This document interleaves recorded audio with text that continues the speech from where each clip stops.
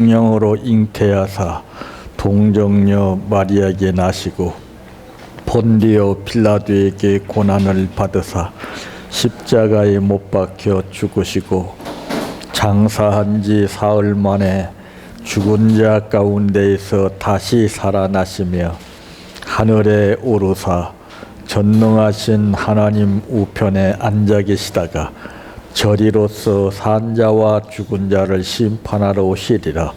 성령을 믿사오며 거룩한 공예와 성도가 서로 교통하는 것과 죄를 사하여 주시는 것과 몸이 다시 사는 것과 영원히 사는 것을 믿사옵나이다. 아멘.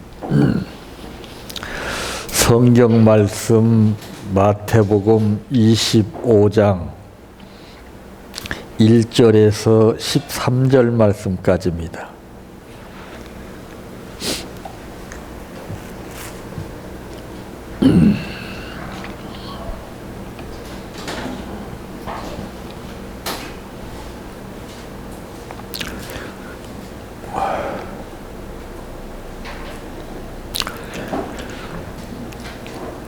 그때에 천국은 마치 등을 들고 신랑을 맞으러 나간 10 처녀와 같다 하리니 그 중에 5은 미련하고 5은 슬기 있는 자라.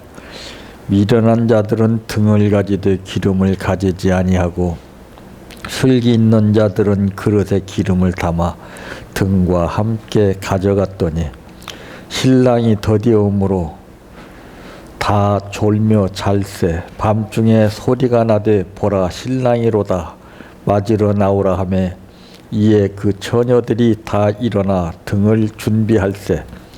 미련한 자들이 슬기 있는 자들에게 이르되 우리 등불이 꺼져가니 너희 기름을 좀 나누어 달라 하거늘 슬기 있는 자들이 대답하여 이르되 우리와 너희가 쓰기에 다 부족할까 하노니 차라리 파는 자들에게 가서 너희 쓸 것을 사라 하니 그들이 사러 간 사이에 신랑이 오므로 준비하였던 자들은 함께 혼인잔치에 들어가고 문은 닫힌지라.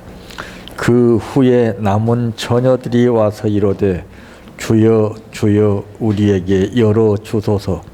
대답하여 이르되 진실로 너희에게 이르노니 내가 너희를 알지 못하노라 하였느니라. 그런즉 깨어 있으라. 너희는 그날과 그때를 알지 못하느니라. 아멘. 찬양하라 내 영혼아 찬양하라 내 영혼아 내 속에 있는 것들아 더 찬양하라.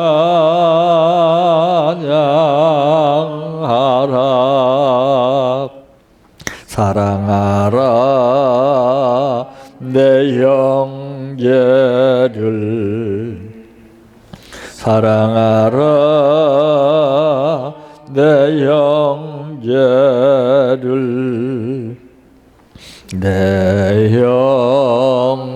영계를 내 몸같이 다 사랑하라.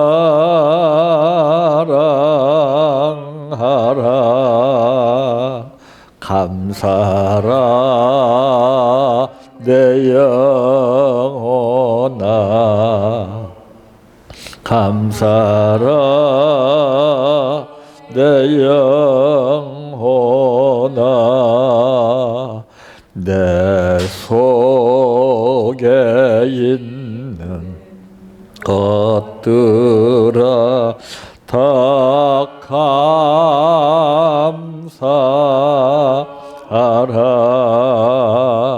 기뻐하라 내 영혼아 기뻐하라 내 영혼아 내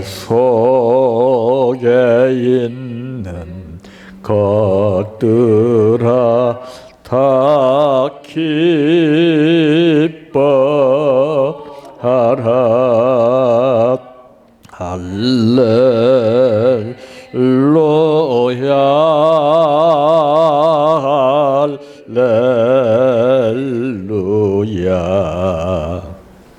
할렐루야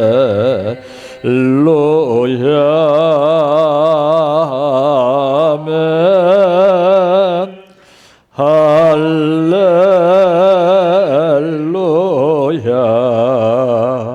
할렐루야 할렐루야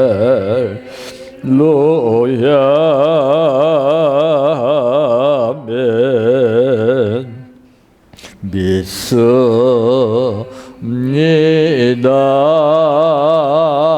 믿습니다 믿습니다 주님 믿습니다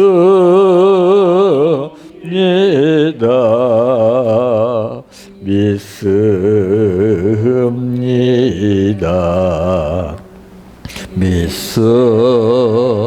믿습니다 주님 아시지요 아시지요 아시지요 주님 아시지요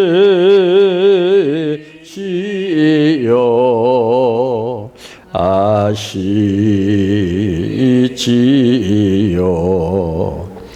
아시지요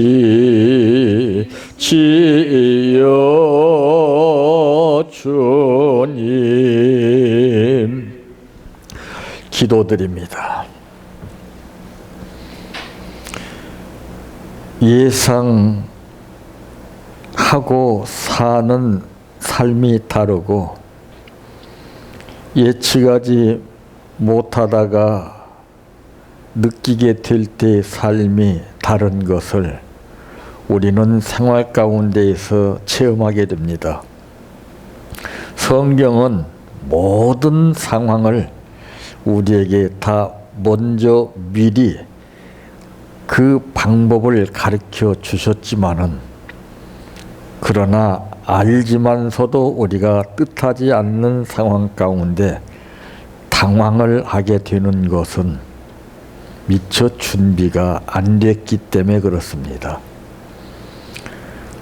오늘 우리들은 예수를 믿는 믿음이 중요한 만큼 이 믿음으로 준비해야 할 것이 무엇이 있는가를 살피게 도와주시어 뜻하지 않는 상황 가운데에 절망적인 현실을 맛보지 않도록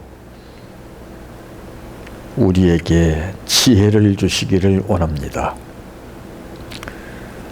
오늘 또 하나님 앞에 감사를 드렸습니다. 이 감사가 인간의 힘으로는 할 수 없는 일이 있을지라도 이 감사를 통해서 하나님이 베푸시는 뜻 가운데에서 믿음으로 모든 것이 이루어지게 하옵소서. 예수님의 이름으로 기도하옵나이다. 아멘.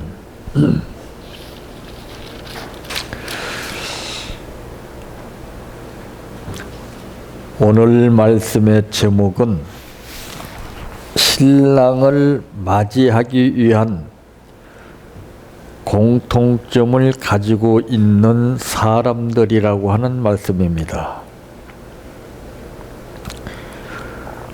이 공통점이라고 그러는 것은 내가 알면은 다른 사람도 알고 서로 이제 같이 느끼면서 아는 것을 말합니다. 그래서 이 시대의 흐름을 보게 되면은 대다수의 이 공통점이 이제 느껴지는 일들이 많습니다. 즉 그래서 상식적으로 그건 당연히 그런 거야. 이런 이제 논리 가운데서 이루어지는 것입니다. 그런데 오늘 이 본문에 기록된 말씀 가운데도 이 신랑을 맞이하기 위한 이 공통점을 가지고 있는 사람들이 있습니다. 근데 여기서 10사람 가운데서도 반수가 이제 분류가 되고 있죠. 그러면 첫째, 어떤 처녀입니까?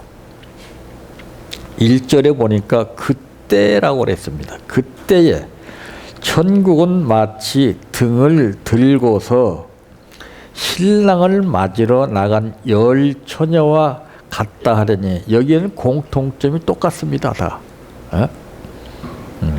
다 같이 신랑을 맞을 준비를 하고 있던 처녀들입니다.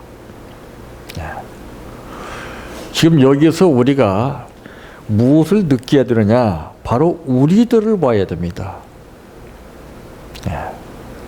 우리도 재림 예수를 맞이하기 위한 준비가 있어야 되는 것이죠. 근데 우리가 예수 믿는 모든 사람들의 숫자만큼이나 공통점은 똑같아요, 다. 그 중에는 미련한 5처녀가 있었고, 참, 이제 2절 말씀에 보니까 그 중에 5은 미련하고 5은 슬기 있는 자라고 했습니다.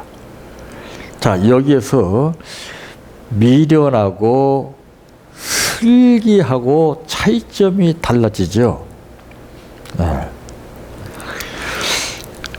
그래 보면은 이제 32절 말씀에도 보게 되면은 이제 양이 뛰놀고 있는 곳에는 염소도 함께 한다 그랬어요. 지금 이 사회는 흑백이 공존하죠.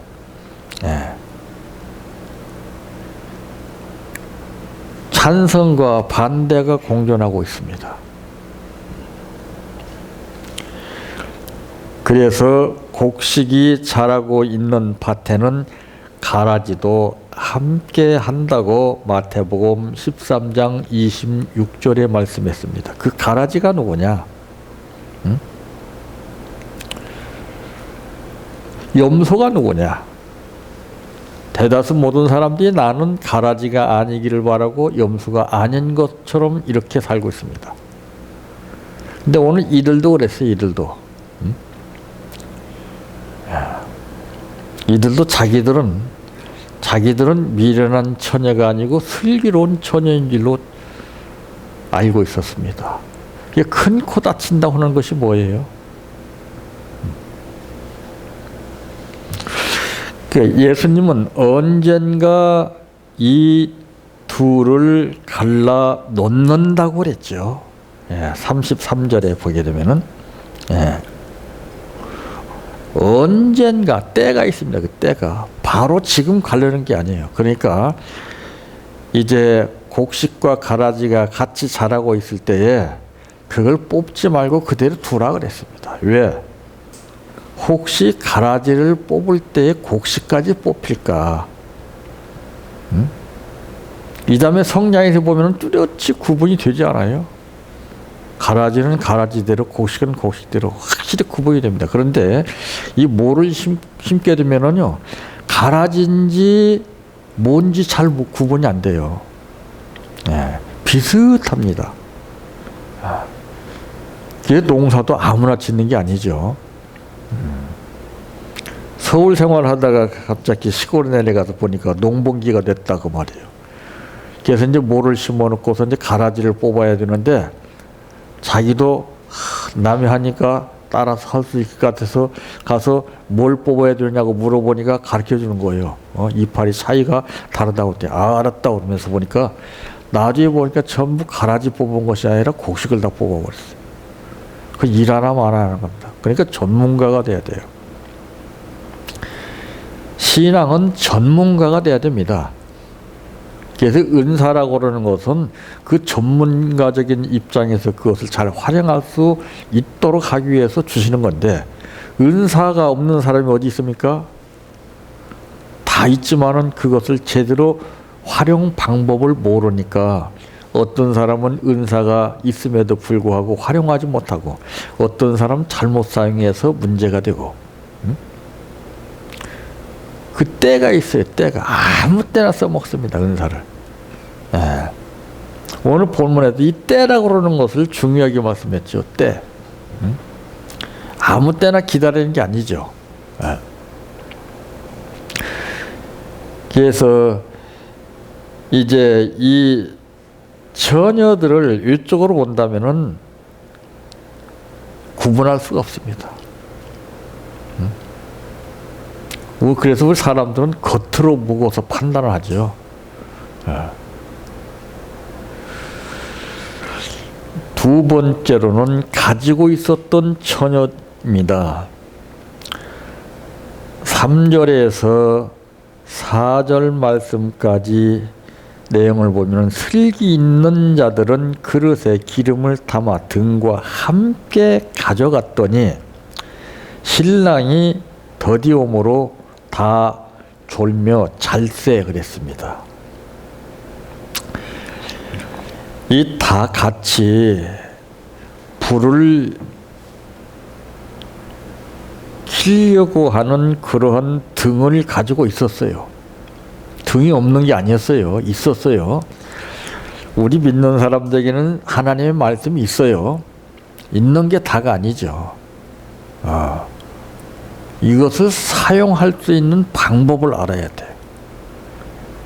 요즘들 보세요. 무조건 성경만 많이 인용하면 그게 지혜인 줄 알고 착각입니다. 성경은 그렇게 말씀하지 않았습니다. 그래서 성경에서 우리에게 교훈을 주고 있는 내용들이 무엇입니까? 부자 청년의 예를 들었어요.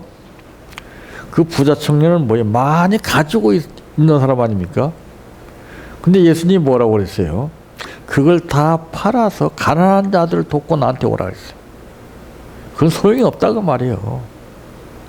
내가 많이 가지고 누리고 있는 건 소용이 없어요. 이거는 행동이 중요한 것이지요. 그래서 믿음이 있노라 하고 행함이 없는 것은 그것은 죽은 것이라 하지 않았습니까? 그래서 우리는 그 부자 청년을 보고 생각하면 안 돼요. 나를 봐야 됩니다. 나에게 하신 말씀으로 봐야 되는데 우리는 나라고 직접 꼬집어서 얘기하기 전에는 나하고 상관이 없는 내용으로 받아들입니다. 그러니까 안 되는 거예요.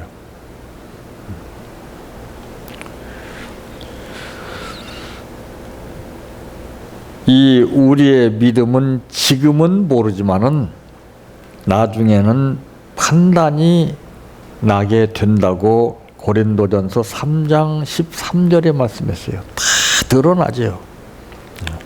시간과 세월이 지나감에 따라서 신앙 생활한 만큼 이것이 이제 점차 다 드러납니다. 속일 수가 없어요.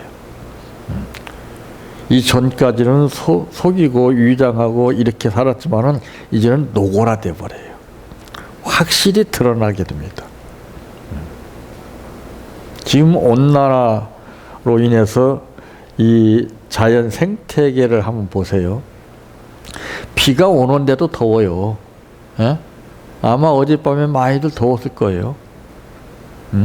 그럼 비가 오면 시원해야 될 거 아니에요? 이게 사람 잡는 거예요.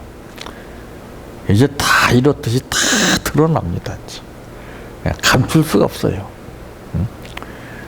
그 인간이 조작하고 만들고 꾸미는 것은 이것은 한계가 있어요. 그래서 하늘에서 주시는 지혜를 우리가 받아서 활용해야 된다는 것이죠. 지혜는 꾸미질 않아요. 자기 부족하면 부족한 대로, 없으면 없는 대로 솔직한 표현을 하게 됩니다. 이게 무엇이냐? 예수님께서 제자들에게 말씀하실 때 내가 진실로 했던 그 뜻입니다. 하나님은 진실을 보시는 것이지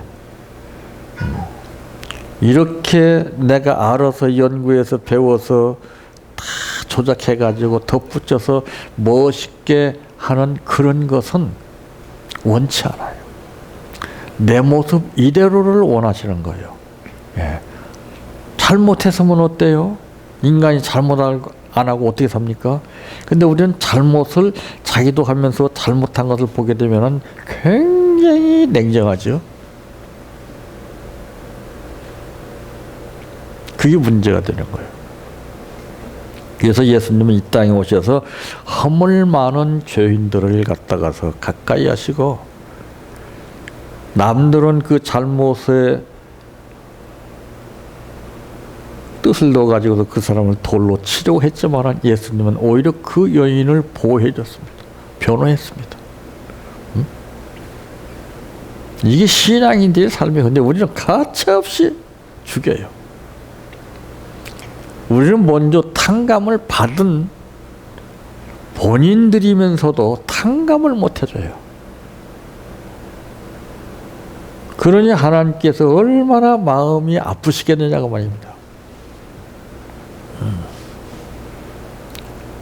구원받은 백성은 분명히 우리가 미련한 다섯 처녀처럼 유형적으로 생활할 것이 아니라 자기 판단, 자기 주장, 자기 뜻으로 살 것이 아니라 하나님께서 주시는 슬기로운 삶, 즉 지혜로운 삶을 살아야 된다는 것을 오늘 본문에서 우리는 체험하게 됩니다. 그래서 이 하나님 앞에서 우리 모두는 행한 대로 보응을 받게 된다고 로마서 2장 6절에 말씀했잖아요. 행한 대로 받는 거예요. 행한 대로. 그것이 무엇입니까? 심는 대로 거둔다는 것이죠.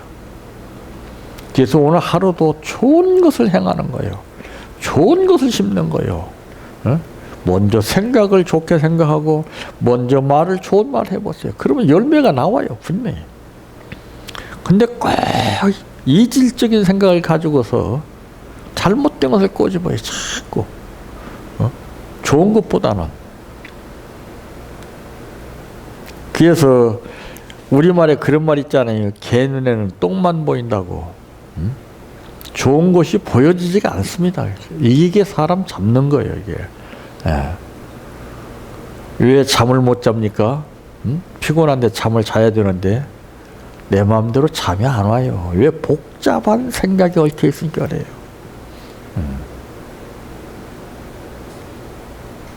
집안에도 쓰레기가 꽉 차 있으면 복잡해집니다.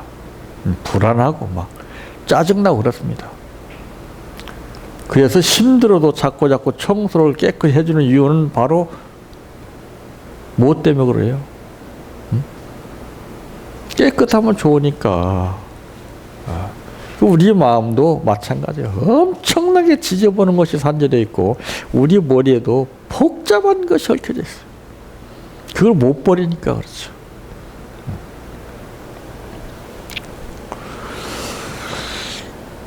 그래서 오늘 하루는 정말 이 고기로 말한다면은 중간 토막과 같은 역할을 하는 것이 오늘 하루입니다. 과거를 볼 수가 있고 앞을 볼 수가 있습니다. 오늘 이 시간이 어떠하냐에 따라서 달라지는 겁니다. 왜 나는 이렇게 살아야 돼? 왜 이렇게 힘들어? 왜 안 돼? 이게 아닙니다.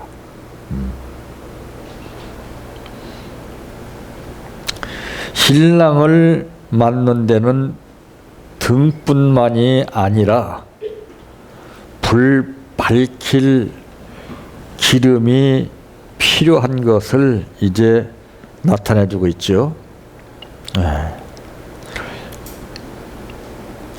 8절에 보니까 미련한 자들이 슬기 있는 자들에게 이르되 우리 등불이 꺼져가니 너희 기름을 좀 나눠 달라 하거늘 그랬습니다.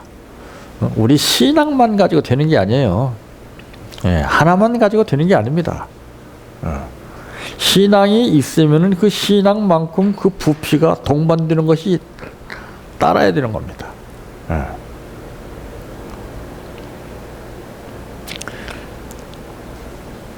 그러므로 미련한 처녀들은 불행을 맛본다고 그랬죠. 이게 얼마나 비참한 일입니까? 어? 세 번째로는 잠을 잔 처녀입니다. 5절에 보니까 신랑이 더디 오므로 다 졸며 잘세 그랬습니다. 어느 회사에서 입사 시험을 치르는데 그런 말을 들었어요. 그런데 막 거기에 회사에 취직하려고 엄청난 사람들이 막 서류를 다 제출한 거예요. 그래서 이제 면접을 보는 날짜를 딱 정해서 시간을 딱 정해줬는데요. 그 시간에서 사람들이 당황을 한 거예요. 어? 보통 면접이라 하면 낮에 이렇게 봐야 되지 않아요? 그런데 새벽 3시에 본다고 딱 공고를 해놓은 거예요.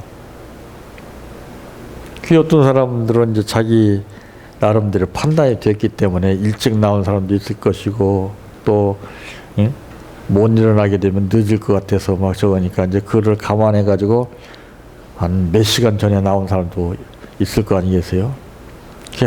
막 기다리는데 3시간 지났는데도 무슨 반응이 없는 거예요. 그러니까 그 사람들이 서서히 한두 사람이 불평을 하기 시작하는 거야. 무슨 말이라도 해줘야 되는데 이거 뭐 아무 소식도 없고 시간이 이게 벌써 지난 지가 몇 시간인데 지금도 그러냐고. 그러니까 툴툴 가버리는 거예요. 별 사람 다 있을 거 아니겠습니까? 그게 몇 시간이 지나는데 오전 10시에 딱 되니까 문이 딱 열리는 거예요. 그래서 지금부터 면접을 보겠습니다. 그런 거예요. 시험을 보겠다는 거예요. 그 시험 문제가 뭐일 것 같습니까? 일반 상식이나 그런 거 아니었어요. 학교에서 배운 거 이거는 절대 아니었습니다. 아주 기초적인 거예요. 양복을 입기 전에 제일 먼저 입는 것이 무엇입니까? 그랬습니다. 양복을 입기 전에 제일 먼저 입는 게 뭐예요? 속옷부터 입는 거예요.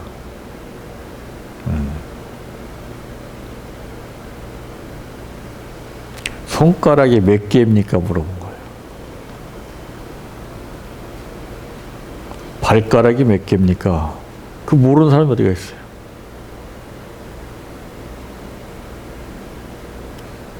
그 많던 사람들이 다 그걸 못 견디고 다 가버리고 남은 사람은 몇 사람이 안 된 거예요.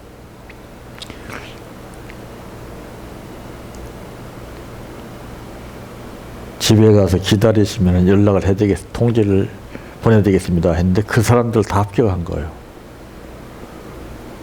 그러면서 입사한 첫날에 하는 말이 우리는 사회학문을 배워서 그것을 전제로 시험 치는 것이 아닙니다. 사람을 봅니다. 그래요.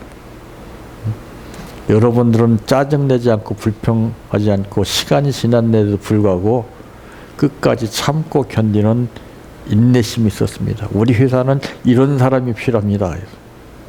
저는 합격시켰어요. 응? 우리는 어때요? 응? 뭐 됨됨이를 보고 보고 하나님도 사람 뽑는 거 마찬가지예요. 응? 그렇게 우리가 상식적으로 생각한 것처럼 이것저것 뭐 준비해서 막 그게 아니에요. 자, 이 다 같이 신랑이 더디움으로 잠을 잤다 그랬어요. 야, 주의 약속은 어떤 이에 더디다고 하는 것처럼 더딘 것이 아니라고 베드로전서 3장 9절에 말씀했어요. 그러니까 소망으로 기다리는 사람하고 소망 없이 막연하게 기다리는 사람은 차이가 있어요. 예? 기다리다가 안 오면 당장 짜증을 내요. 시간이 몇 시인데.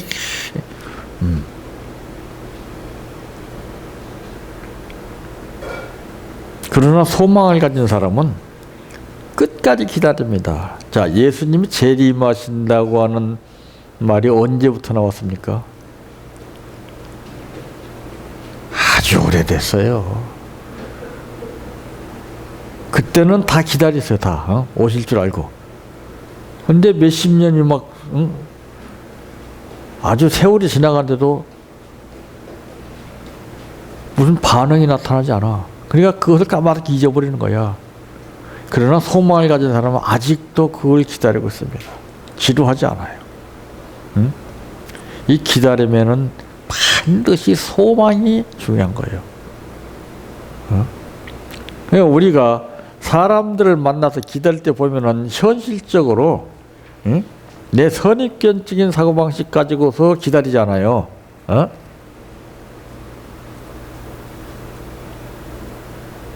기다리다가 팩 하고 토라져 버리고 등 돌리고 예측할 수 없는 상황이 벌어지게 된다는 것을 감안을 해야 됩니다. 야, 저도 오늘 엄청나게 늦었어요. 비가 와서 그런지 차들이 막 그냥 막 꽉 찼어요. 꽉 차서 움직이질 않아. 하하, 참. 그럴 때마다 꼭 색다른 사람들이 있어요. 그렇게 얌체질을 해가지고 꽉 서 있는데 삐지고 탁 들어가려고 탁 하고. 별 사람들 다 있어요. 그러니까 상황이 벌어지게 되면은 뜻하지 않는 행동이 나와요. 그래서 뭐 한 사람 양보해주나 양보하고 가나 그 별 차이 없습니다. 근데 사람 심리는 그렇지 않아요. 그냥 양보만 안 해주면 괜찮게 별소리 다 해요. 참, 우린 그런 때 기회를 잡아야 돼요. 이런 때 한번 좋은 일 한번 하자. 근데 좋은 일 하기도 썩 쉽지 않아요. 뒷차가 막 뭐라 하는 거야, 뒷차가. 이런 것 저런 거 따지면 못해요. 좋은 일이다 하고 해야지. 이 눈치 보고 저 눈치 보고 하다가는 기회는 지나가 버립니다. 이 주님이 오심은 밤중에 도적처럼 갑자기 오신다고 마가복음 11장 35절에 말씀했죠. 그래서 깨어 있으라고 말씀하신 거예요. 언제 오실지 몰라요. 우리도 미래는 다섯 처녀같이 참 너무 더디 오신다고 생각이 되기 때문에 졸게 됩니다. 사람이 졸림에 대해서는 장사가 없어요. 우리는 졸리지 않는 신앙생활을 해야 됩니다. 우리가 나태하게 되면은 100% 졸려요.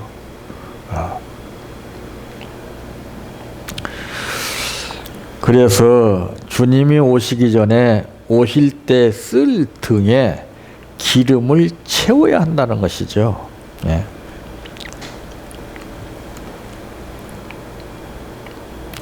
12절에 보면은 대답하여 이르되 진실로 너희에게 이르노니 내가 너희를 알지 못하노라 하였느니라 했습니다.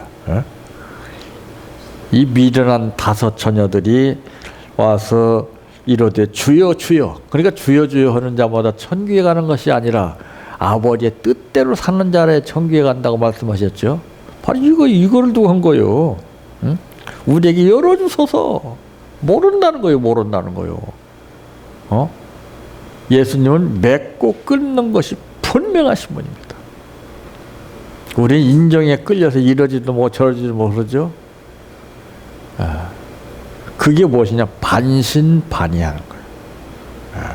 옳은 것은 옳다, 아닌 것은 아니라, 이것이 분별이 안 되는 거예요. 그런즉 깨어 있으라. 너희는 그날과 그때를 알지 못하느니라 그랬습니다.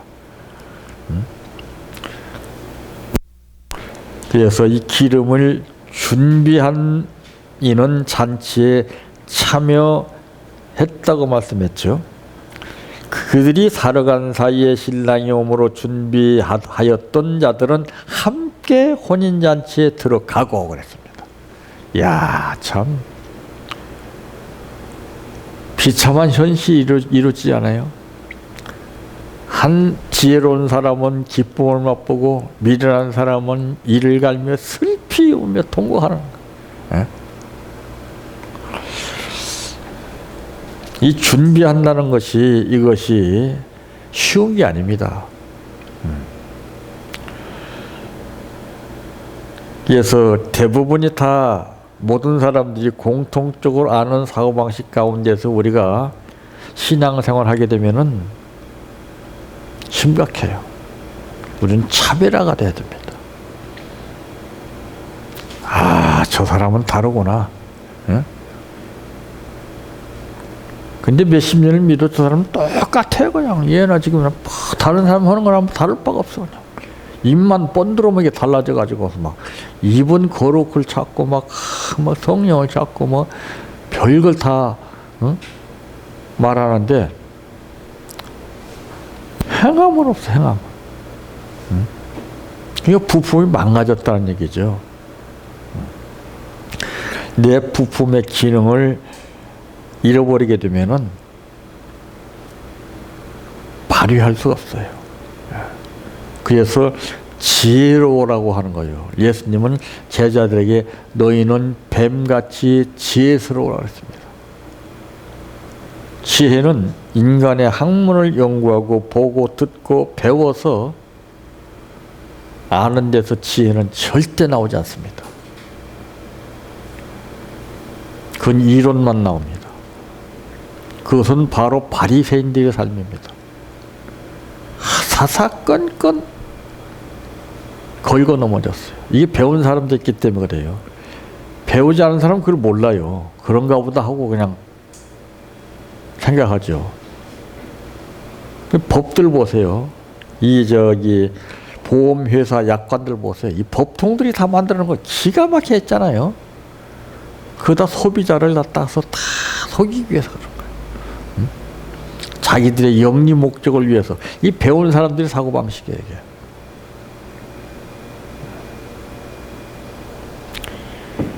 그래서 이 사람들이 생각했던, 미련한 사람들이 생각했던 생각과 슬기로운 사람들이 생각했던 생각은 하늘과 땅 차이입니다. 오늘 우리는 이와 같이 슬기로운 5 처녀들의 행동을 본받고 생활할지라도 미련한 5 처녀처럼 내 느낌대로 내 생각대로 아니란 삶에 잡혀서 살지 않기를 바랍니다. 내 평생 소원 이것뿐 주의 일 하다가 이 세상 이별하는 날 주 앞에 가리라. 꿈같이 헛된 세상 일 취할 건 뭐냐. 이 수고함만 하여도 헛된 것뿐일세. 불같은 시험 많으나 겁내지 맙시다. 구주의 권능 크시니 이기고 남겠네. 금보다 귀한 믿음은 참 법에 되도다. 이 진리 믿는 사람들 다 복을 받겠네. 살같이 빠른 광음을 주위에 아끼세. 온 몸과 마음을 바치고 힘써서 일하세. 주기도로 바칩니다. 하늘에 계신 우리 아버지여, 이름이 거룩히 여김을 받으시오며 나라의 임하오시며 뜻이 하늘에서 이루어진 것 같이 땅에서도 이루어지이다. 오늘날 우리에게 일용할 양식을 주옵시고 우리가 우리에게 죄 지은 자를 사하여 준 것 같이 우리의 죄를 사하여 주옵시고 우리를 시험에 들게 하지 마옵시고 다만 악에서 구하옵소서. 대개 나라와 권세와 영광이 아버지께 영원히 싸움나이다. 아멘.